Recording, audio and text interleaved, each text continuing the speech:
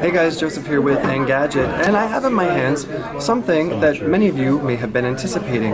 We're here with Samsung, and they're showing us the update to this, which is the GS3, which was inspired by nature. And now what you're looking at here is the Galaxy S4. Yes, that's the actual number 4, not the Roman numeral, and as you can see, it's inspired by the GS3. From a really quick glance, you can see that there's not much difference in the design aesthetic. In fact, it kind of looks like the GS4 is a more stretched out version, and that's because this now sports a 5-inch display, and yes, it is 1080p. It is a full HD Super AMOLED panel, so Samsung's saying that's a first, and it's quite vibrant. If you want to look at this from the side, we're looking at a 7.9mm thickness, which makes it just a hair thinner than the GS3. It's also just a bit lighter at 130 grams versus the 133 of the Galaxy S3. Now, I'm just going to quickly turn it around to the back so you can see they're both white. This is what Samsung is calling frost white, but it's actually a much more pure and vivid white,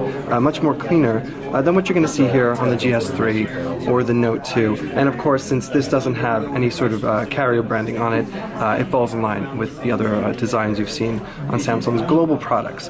Right here and back, that is a 13 megapixel camera, so right away you know it is a bump up from the 8 megapixel on here. And part of the story for the GS4 is the enhanced camera, which Samsung is really stressing. So we'll just go into that really quickly, show you here.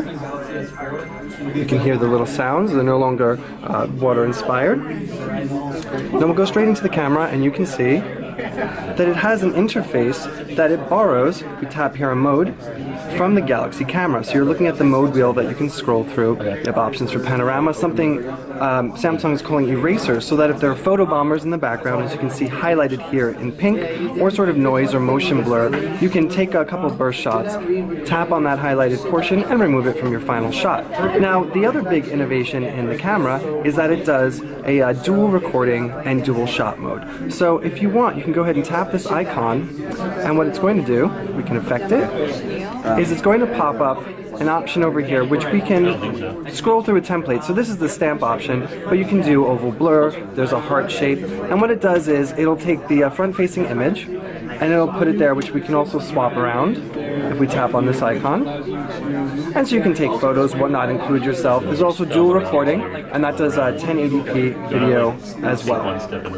A few other notable things that come in the camera portion are Cinema Shot, which will allow you to use a burst mode, basically. And another notable thing that the camera software includes is Drama Shot, which will use burst mode basically to create an animated GIF for you. There will also be something that they're calling Sound and Shot, which will take a still photo and do about up to 9 seconds of audio. So let's just take a quick tour of the front face of the device, since we haven't gotten to that before. So up here you can see there are a range of sensors. That's a 2 megapixel front-facing camera. Down here, the same sort of home button layout, except the home button here is a bit blockier. It's more rectangular. It doesn't have that sort of stylized curving of the GS3. And again, the capacitive buttons for back. Let's see if we can turn it on. For back and for the taskbar are there, but they're hidden when you're not affecting them. Over here on the right, you can see there is the volume rocker and a little notch here to pull off the removable back.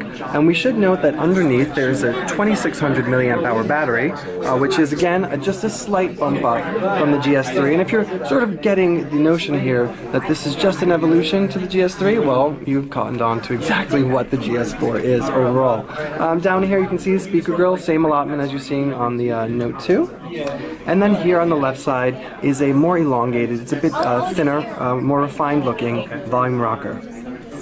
At the base, you have your micro USB port that is also MHL compatible. Now, the phone will come in 16, 32, and 64 gigabyte iterations. There's also the option for micro SD expansion up to 64 gigabytes, so you should have more than enough memory. Now, one of the things you're probably all wondering is what exactly is the processor inside? And right now, we can't specify the whole story because Samsung hasn't shared that with us yet, but we do know that there will be an Exynos 5 Octa version and some unspecified Snapdragon. It's all depending on regional availability. And as this is a global pre-production model, we can't specify just what we're using. But as you can see, navigation is pretty smooth, although it doesn't seem as mind-blowing as an Exynos 5 Octa should. Alright, so a couple of other new innovations that Samsung's put in here, and we're going to see if we can show you, is a bunch of gestures. They're building upon what they did in the GS3 before, and so you're getting things, maybe if we can pull up Flipboard, we could show this to you. It's building it right now. But you can actually go ahead, and if you tap, or actually if you hover, AirView now works with your finger. As you can see here, we had to get pretty close, but it'll show up a preview. Just hover over Flipboard and you can see it pulls up preview, and then if we hover very closely on one of those, it should affect bringing up the actual article. Now another thing that should be enabled, and you can go ahead and if you pull down for notifications, you see this icon grid here. You can go ahead and turn all these on and off. It's a very simple way to toggle them, especially for users that might be overwhelmed by what you're seeing. And while we're in here, we can just go through it really quickly and show you. You still have S-Beam, you still have NFC, you have AirView, which is enabled, which allows you to sort of hover your hand, Air Gesture, which allows you to hover over, up, down, left, or right to scroll through articles. AirView Smart Stay, which unfortunately does not have the eye tracking you've all heard about.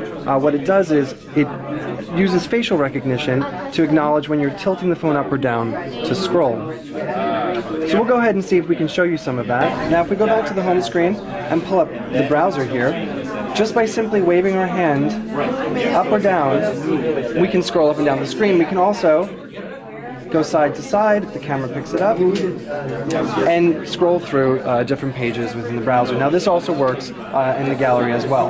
A couple of other software features that Samsung has sort of crammed onto the GS4 is S-Translator, which it's baking into a bunch of apps, which will come with support for 10 languages, and also something they're calling S-Help to effectively make the GS4 work as a pedometer for you. You can also, right here you can see, it'll track your goals, your steps. There's a caloric index you can use. There's a sensor for humidity, temperature in here as well.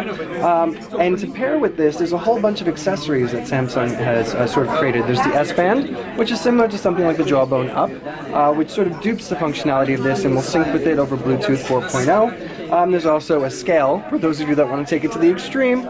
And we should note, just in general, as an accessory, the new flip cover for this looks much similar to the Note 2 and GS3, except it has a cutout preview window here, which will let you look at your alerts, any sort of notifications, look at music, and as well as reject calls. So, for now, we know that the GS4 will be launching in Q2, and in the US it will be on all the major carriers, so that's AT&T, Sprint, that's T-Mobile, that's Verizon, as well as on Cricket and US Cellular. Again, we don't know what regions are going to be getting the Exynos 5 Octa or the Snapdragon variants, but Samsung will elaborate that on a bit later. So that's it. This is the Samsung Galaxy S4. Joseph with Engadget. Thanks for watching.